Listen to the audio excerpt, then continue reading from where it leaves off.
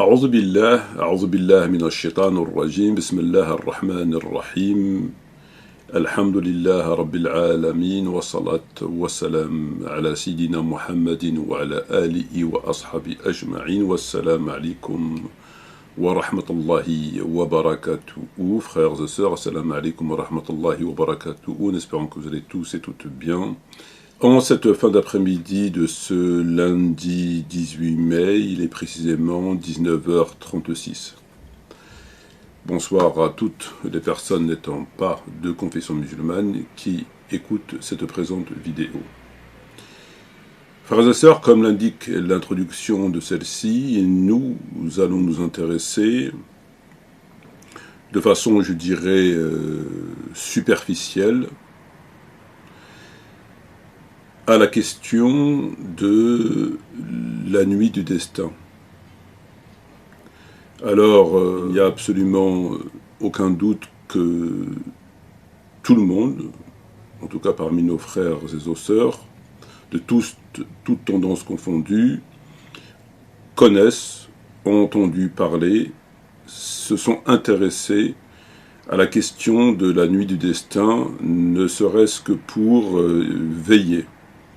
Tant l'importance de cette nuit est grande, comme elle est mentionnée dans le Coran. Alors, il me semble tout à fait intéressant, qu'on puisse dire, c'est qu'on ne perdra pas son temps en écoutant cette vidéo, et que nous ne sommes pas dans ce qui est fait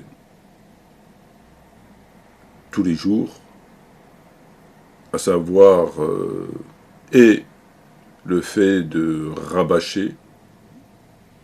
Vous constatez aussi bien que moi que les sujets, les propos qui sont tenus sur les réseaux sociaux, surtout de la part de pseudo-imams,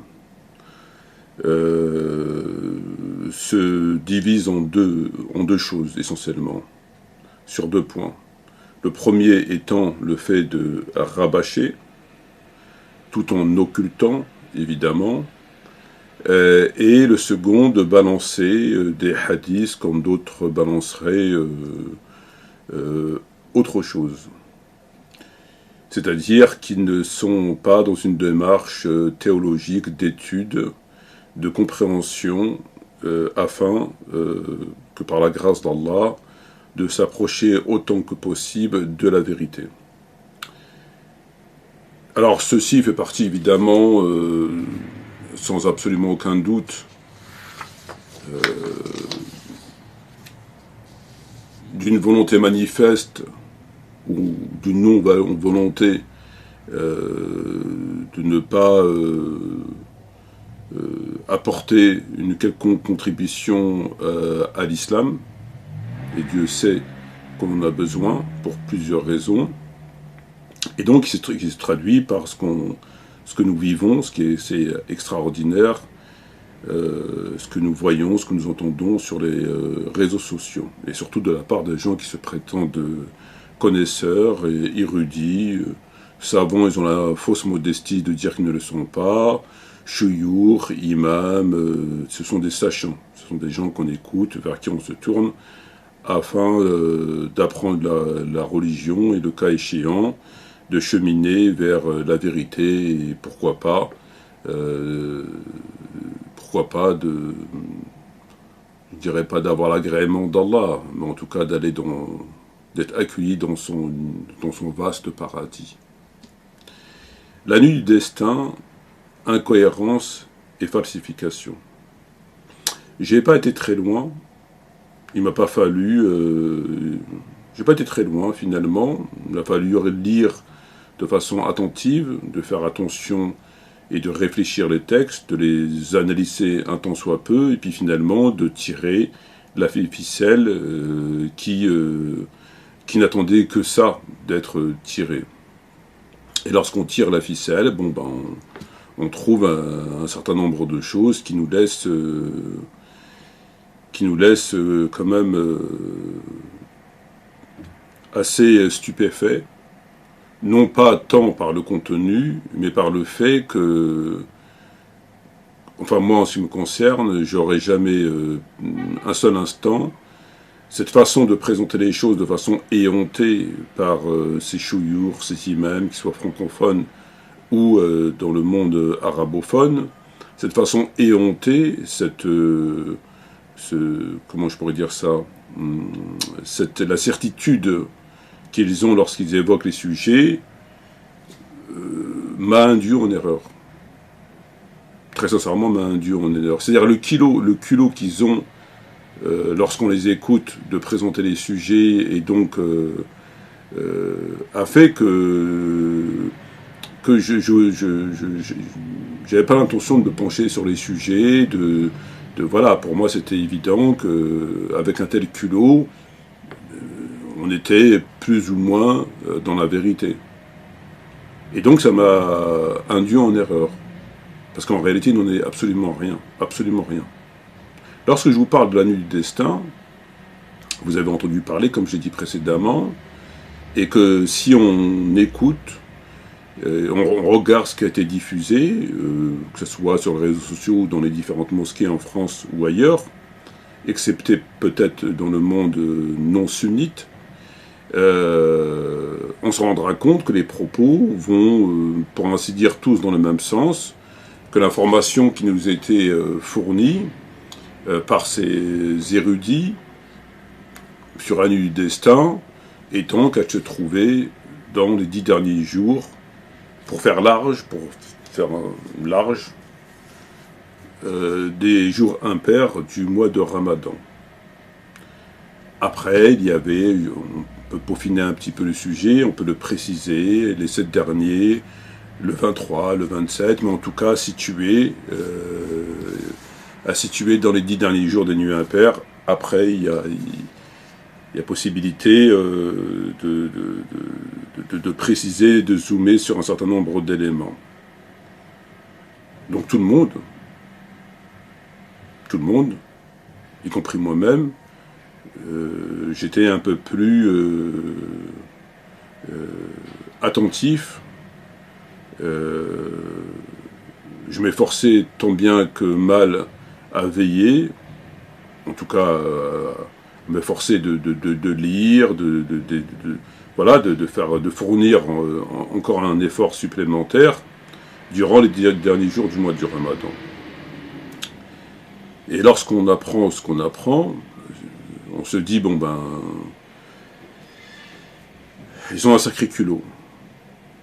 Alors ils ont un sacré culot, ça ne concerne pas tout le monde, puisqu'il y a à mon sens 1% de savants ultra-sectaires, et grosso modo 99% de perroquets. Alors, cette vidéo, comme le titre l'indique, va se diviser sur 2 petits points. Je dis 2 petits points parce que, comme je l'ai dit précédemment, on va effleurer le sujet. C'est-à-dire que si on se penche complètement sur le sujet, il y aurait finalement beaucoup de choses à dire et très probablement à revoir. Je vous donne 2 éléments qui sont tous les 2 importants afin d'attirer votre attention quant à ce que vous écoutez, ce que vous entendez, ce qu'on vous présente, ce que vous lisez concernant la question de l'islam. J'insiste pour dire que les gens, nous savons, ne lisent pas le plus souvent, et ceux qui lisent, de surcroît ceux qui se présentent comme érudits, sachants, imams et autres, vont très probablement vous induire en erreur, et surtout par le fait qu'ils ont, comme je l'ai dit, un aplomb, une certitude, c'est quand même extraordinaire, qui fait que l'idée même de se dire peut-être qu'ils se trompent ne nous effleure pas. Voilà, rien que ça nous dit, voilà, comme ils disent tous plus ou moins la même chose, etc., c'est que c'est probablement vrai. Sans plus tarder, nous allons prendre connaissance de ces différents textes.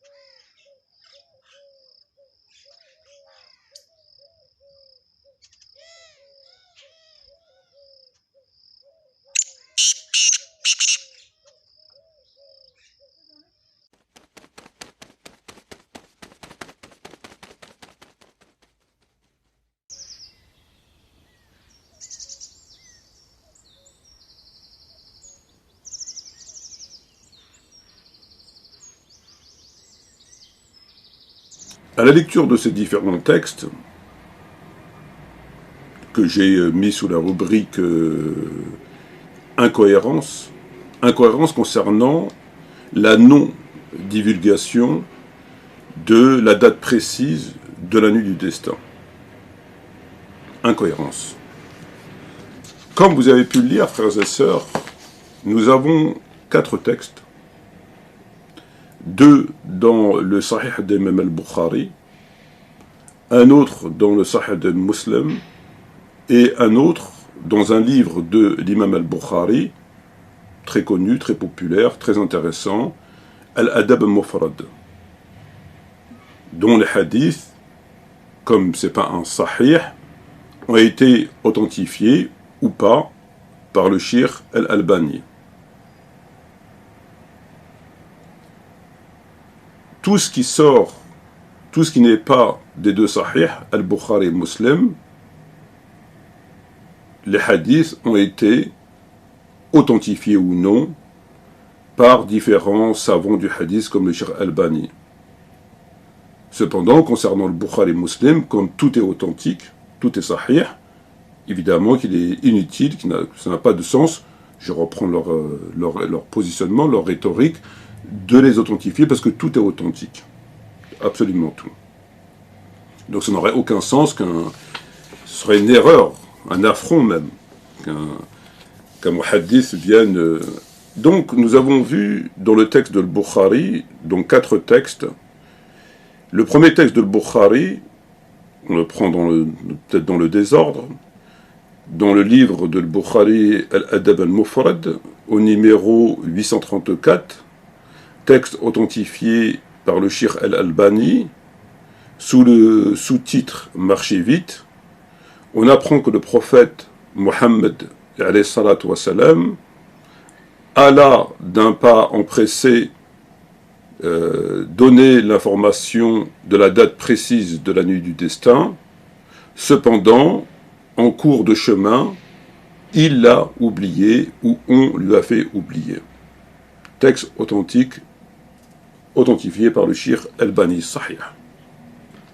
Et chez eux, le Sahih, dès que l'on dit Sahih, ça veut dire tu peux appliquer, tu peux ceci, tu peux cela. Ça veut dire ça Sahih. Leur application du Sahih. Est-ce que ce fut le cas avec les savants bien avant ce que l'on connaît, en tout cas les contemporains, quelle est la définition précise du Sahih? C'est un autre débat. Mais je crois qu'il y a une chose très importante à dire sur ce point. En tout cas, chez eux, chez ces inercumènes, authentique, ça veut dire que tu peux aller hop, au galop. Parfait. Nous prenons acte que c'est un texte authentique, authentifié par le Cheikh Albani. Si on vous interroge, si vous êtes interrogé et qu'on vous dit comment se fait-il que vous ne sachiez pas la date précise de la nuit du destin, vous répondrez, vous serez en tout cas en droit de répondre, ce qui est indiqué dans le livre de Al-Bukhari, Al-Adab al-Mufrad. Cependant, lorsqu'on se penche sur le Sahih de l'imam al-Bukhari, au numéro 2016, on apprend ce qui suit. Le prophète sortit pour faire un sermon, et il l'a oublié où on lui a fait oublier. Ensuite, il tient les propos, cherchez-la dans tel et tel... Me semble-t-il,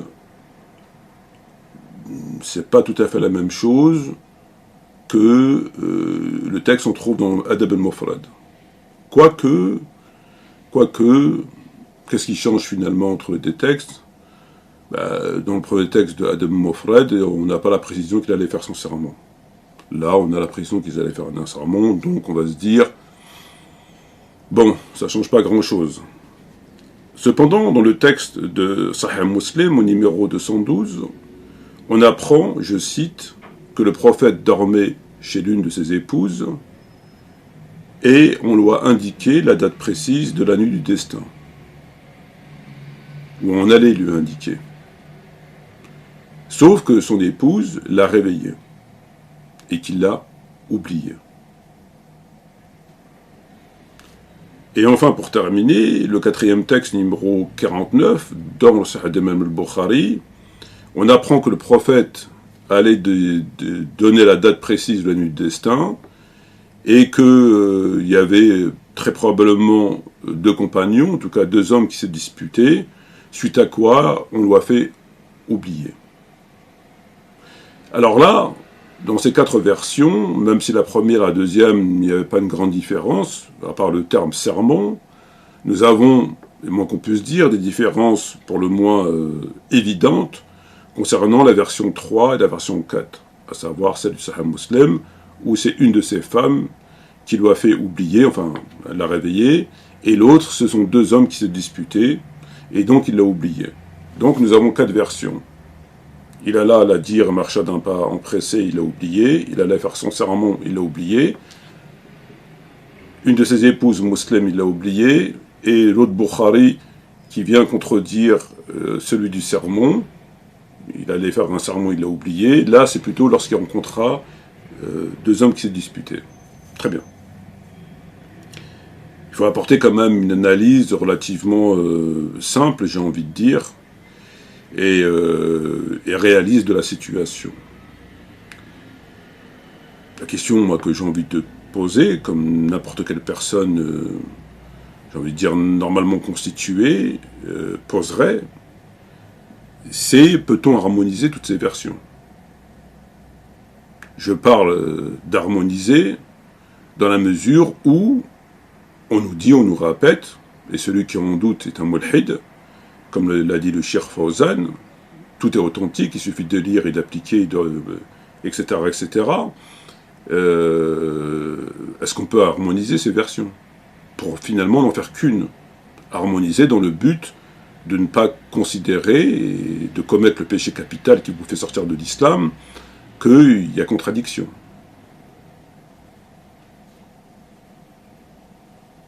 Qui aurait ce fameux talent extraordinaire de pouvoir harmoniser ces différentes versions toutes authentiques?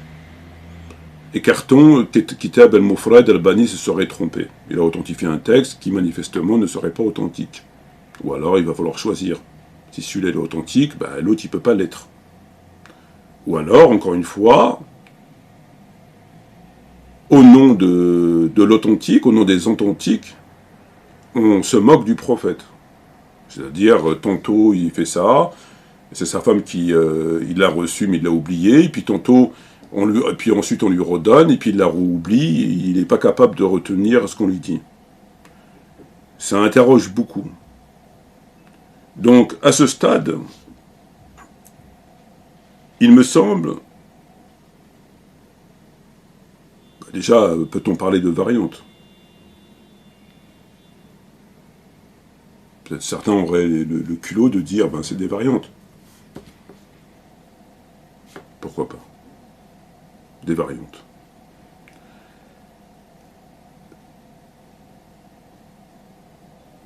Moi, je ne sais pas quoi dire, en fait. Comment, face à des évidentes aussi claires, des évidences aussi claires, peut-on encore, en prenant juste cet exemple, nous dire le plus simplement du monde à travers des prêches, des vidéos, des TikTok, des YouTube, des sermons du vendredi, ce qu'on vous dit, ce qu'on vous rabâche à longueur de temps. Il n'y a absolument aucun doute, et je le répète, aucun doute, que dans le meilleur des cas, une seule version est bonne, une, dans le pire, aucune.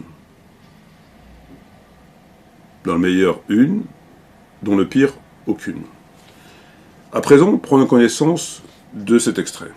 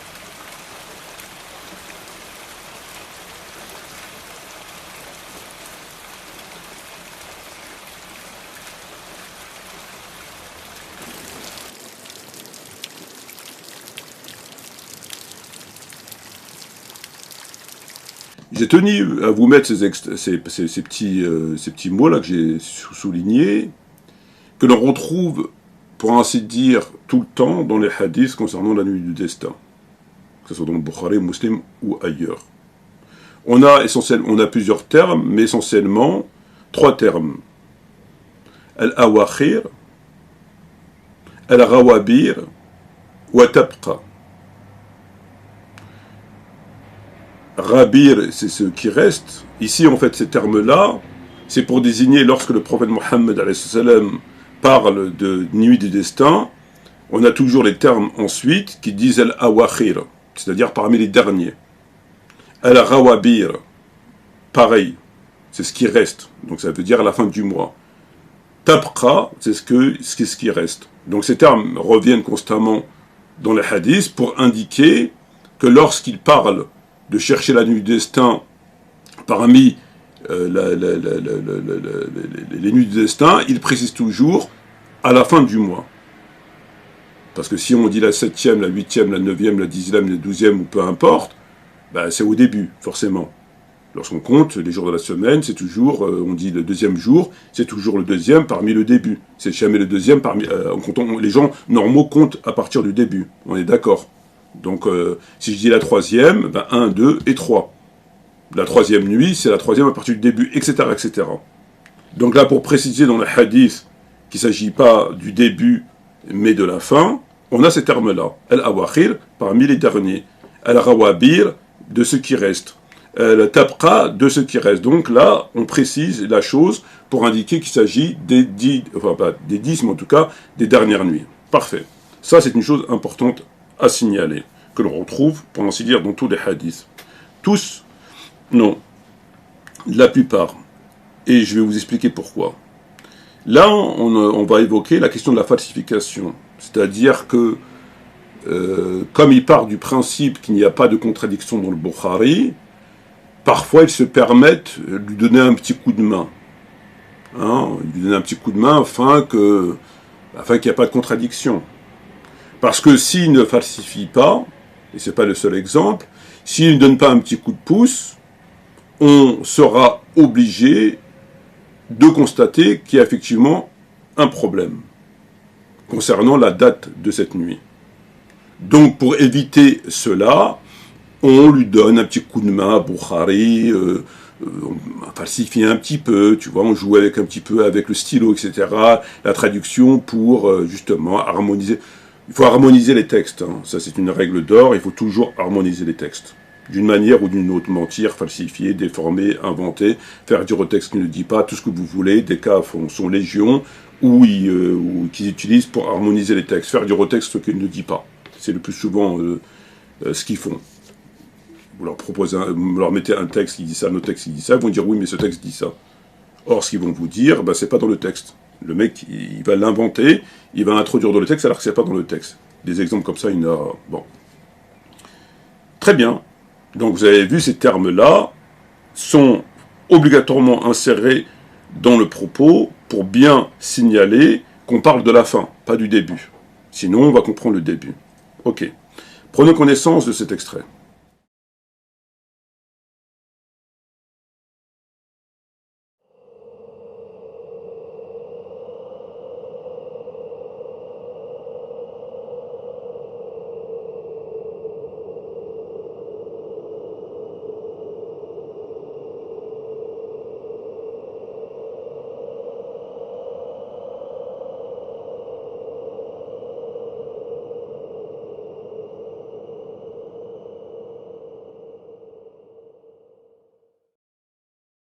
Je vous ai donné deux extraits dans le Sahih de Imam al-Bukhari du numéro 49 et 2023. Le hadith 49, hadith Bukhari, nous apprend, parlons de la traduction d'abord, la traduction nous dit « Cherchez la nuit du destin entre les nuits du 26, du 28 et du 24, donc des jours impairs de la fin. » Traduction, vous l'avez vu, j'ai mis toutes les couleurs, les trucs, les flèches, tout ce que vous voulez. Il m'a précisé tout ça. Donc le traducteur a traduit, dans le texte numéro 49, si vous avez Bukhari chez lui, vous pourrez vérifier, cherchez donc la nuit du destin entre le 26, le 28 et le 24. Voilà ce qui est écrit. Et dans le texte 2023, il y a, cette fois-ci, cherchez-la dans la 7e, la 5e et la 9e, avant dernière nuit. Avant dernière nuit. Donc dans les deux textes ici, 49 et 23, on trouve ces traductions qui nous indiquent clairement que là encore, la nuit du destin se trouve à la fin des 10 dernières nuits. 25, 27, 25 et 7, 5, 9. 7, 5, 9, non pas des premières, des dernières nuits. C'est écrit avant dernière nuit. Très bien. Alors, on va revoir maintenant ces deux passages, mais avec une attention un peu plus sérieuse, je veux dire. Hein, lorsqu'on a intégré dans son petit cerveau l'idée que finalement, il n'est pas impossible qu'on ne va pas hésiter à faire dire au prophète ce qu'il n'a pas dit au nom de « il faut harmoniser les textes ».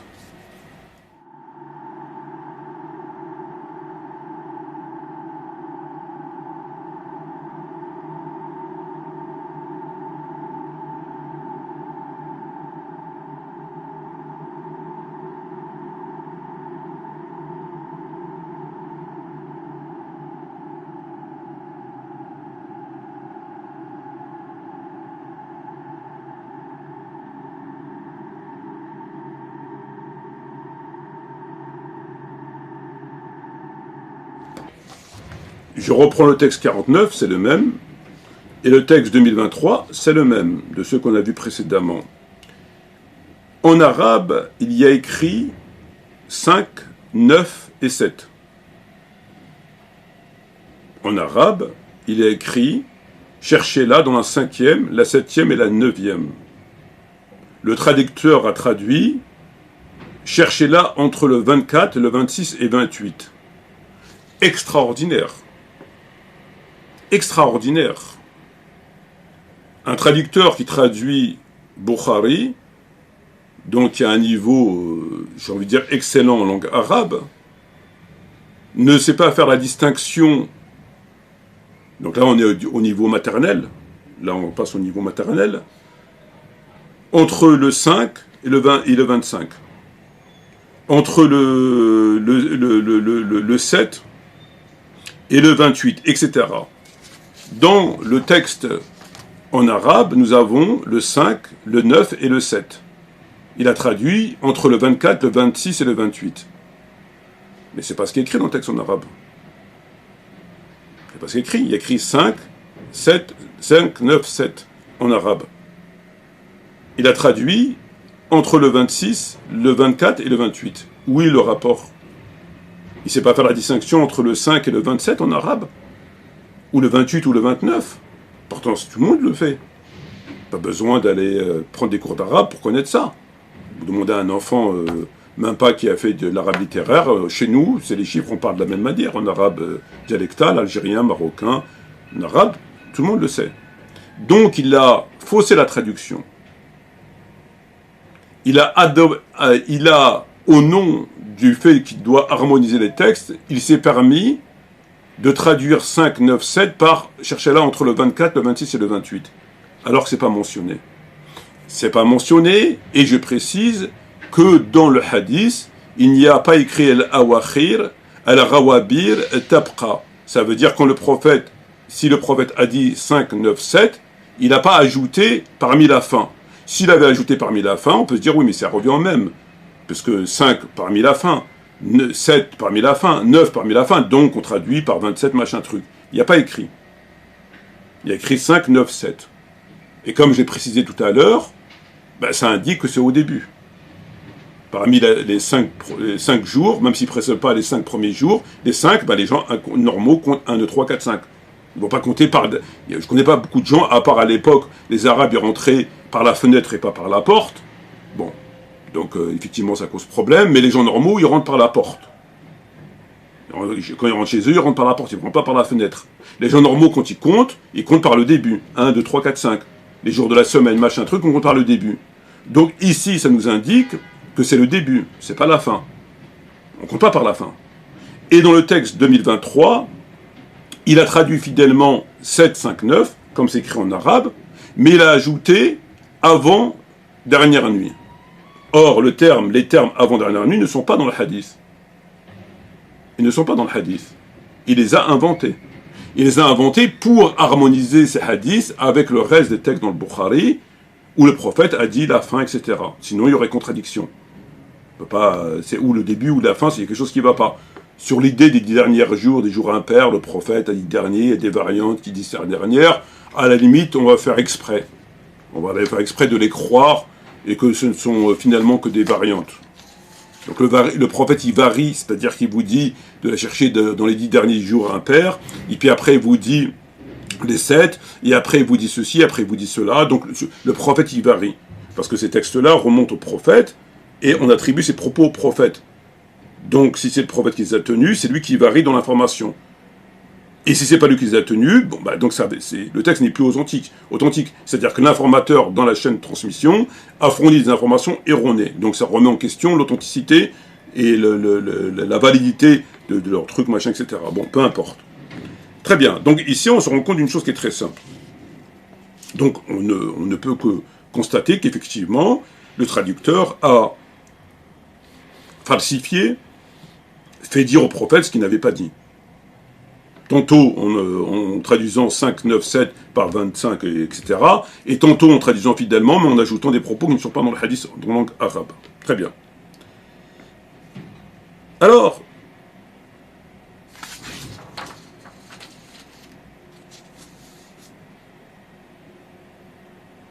j'ai regardé un petit peu dans les différents sahih, et je suis tombé sur un autre sahih qui nous dit ce qui suit.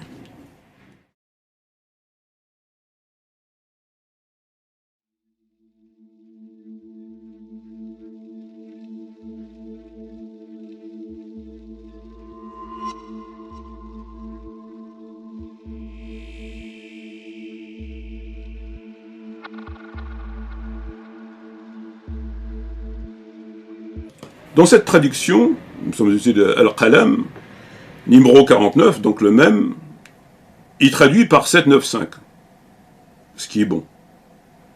Sauf qu'il a ajouté entre parenthèses de la dernière décade. Donc c'est moins caractérisé, il ne l'a pas fait dire directement au prophète, comme le premier, qui tantôt lui a fait dire des choses qu'il n'a pas dit, tantôt il a traduit à sa façon. Là, il a traduit fidèlement, mais il a quand même mis entre parenthèses. Or, il n'y a pas de mettre entre parenthèses. D'où viennent les parenthèses? Il n'y a pas dans le texte. Les parenthèses sont dues que parce qu'il faut harmoniser les textes. C'est quand même assez spectaculaire, c'est le moins qu'on puisse dire. Si c'était que ça. Ensuite, on pourra s'interroger sur la pertinence de ce sujet et se dire c'est vrai ce que tu dis, on peut que constater que ce que tu dis est vrai, que la traduction a été erronée, qu'il n'y a pas écrit parmi les 10 dernières, que 5 et 25 c'est pas pareil, que l'origine de la nuit du destin, bon c'est vrai qu'elle est bizarroïde, hein, elle est quand même floue, ok, mais nous autres musulmans, bon quand même, finalement le plus important de tout cela étant de veiller pour avoir, Inch'Allah, la récompense de ceux qui veillent durant la nuit du destin. Et donc l'indication qui nous a été fournie me semble certaine, puisqu'il faut se concentrer sur, pour faire l'âge des 10 derniers nuits du Ramadan, des jours impairs, mais on va mettre les pairs et impairs, on va pas faire une semaine, on va pas faire le 23, le 2, etc., on va faire impair. Donc, bon voilà, elle est là, la nuit du destin, donc il n'y a pas de conséquences catastrophiques. C'est vrai ce que tu dis, mais il n'y a pas de conséquences. Ben, si, justement. Ah, il est là le problème. C'est qu'il y a une conséquence à tout cela. Ah oui, il y a une conséquence. Prenons acte de ces textes.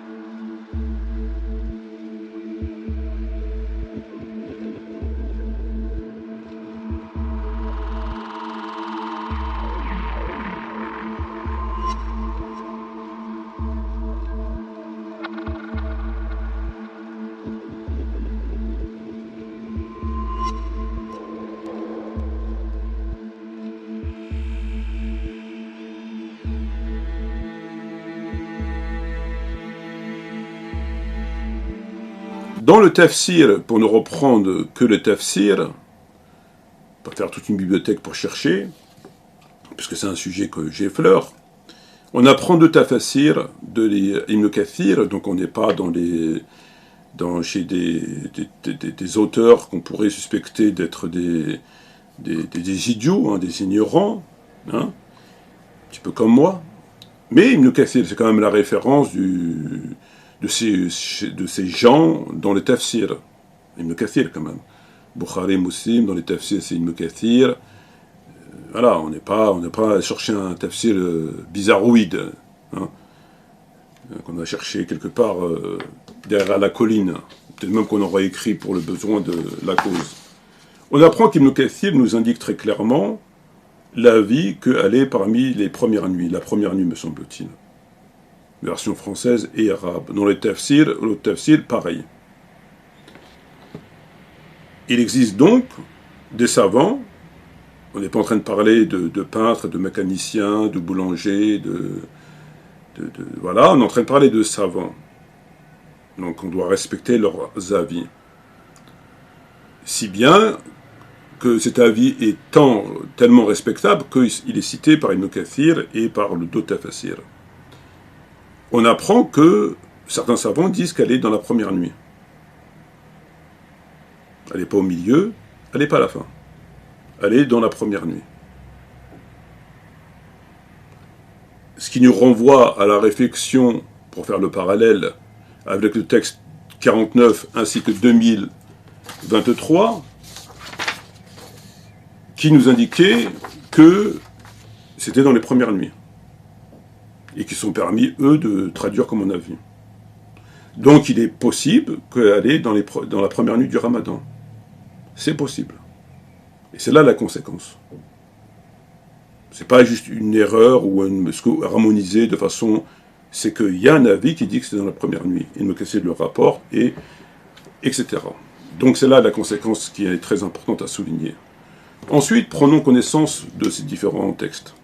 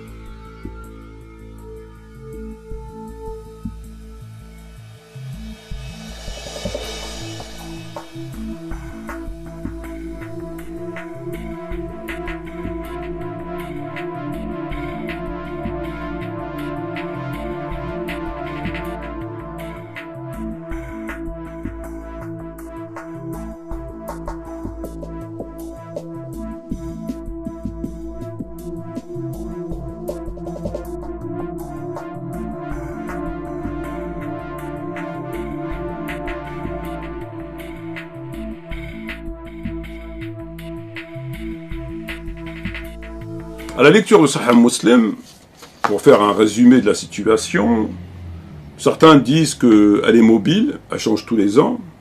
Certains disent qu'elle est mobile, mais au sein des derniers jours. Certains disent qu'elle est fixe, elle ne change jamais. Certains disent qu'il est impossible de la voir réellement, avis qualifié par Nawawi d'absurde. Je lui laisse évidemment la responsabilité de ses propos, je vais vous dire pourquoi. Donc impossible d'avoir réellement, c'est un avis absurde. Certains disent qu'elle est dans la première décade médiane, donc au milieu, et non pas au début, ou celle de la fin, donc au milieu ou à la fin. Pendant la dernière décade, certains disent le 23, d'autres le 27, d'autres le 17, le 21, d'autres le 24, le 19. Finalement, on a de quoi faire, on a assez pour aller jouer au loto en fait. Plus simple, c'est 10 qui ne savent pas. Tout ça, c'est authentique. C'est authentique. Tous, on l'a entendu du prophète. Il n'y a personne qui ment là-dedans, il n'y a personne qui a oublié, il n'y a personne qui est trompé. Tout est authentique. Tous l'ont entendu du prophète. Tiens, prophète...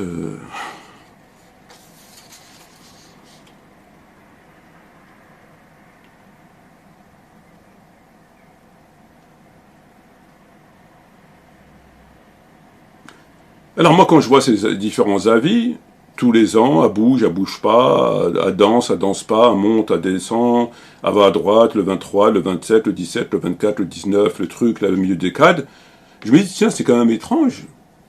Parce qu'on essaie de nous répéter à nous autres musulmans lambda, les bourricots, incapables de lire, de réfléchir, de comprendre, et on n'a pas de cerveau,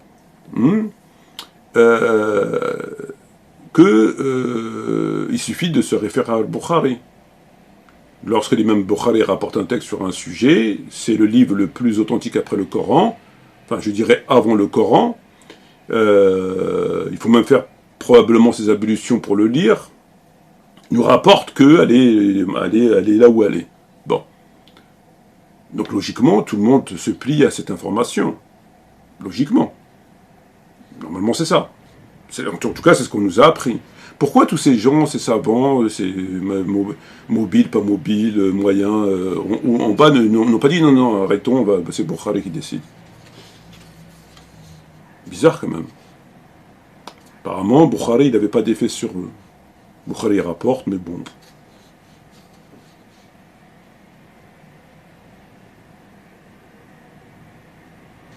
Nawawi dit, l'imam Nawawi, il dit, certains soutiennent un avis singulier, affirmant qu'elle a été levée lorsque deux hommes se sont disputés, mais cet avis est complètement erroné.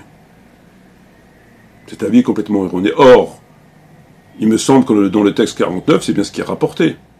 Le prophète sortit pour l'annoncer, il a vu deux hommes se disputer. Il l'a oublié, on l'a fait oublier.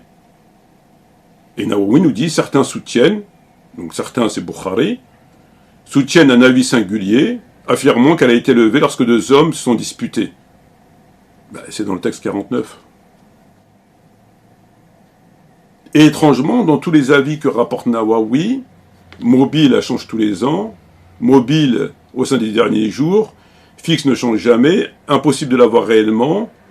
Quand je disais absurde, c'est pour ça, parce que quand il dit impossible d'avoir réellement, c'est un avis absurde, mais ces propos qui disent que certains affirment, ce sont des propos aussi absurdes, parce que c'est dans le Bukhari. Donc, qui est absurde là-dedans? Donc, première décade, médiane, pendant les dernières décades, 23, 27, 17, 21, 24, 19, etc. Donc, il donne différents, on a quasiment fait tous les jours du mois. Sauf un, le début. Il dit pas, j'ai pas vu le début. Or, le début, il est dans Ibn Kathir et dans le Tafsir. Pourquoi qu'il ne l'a pas mis?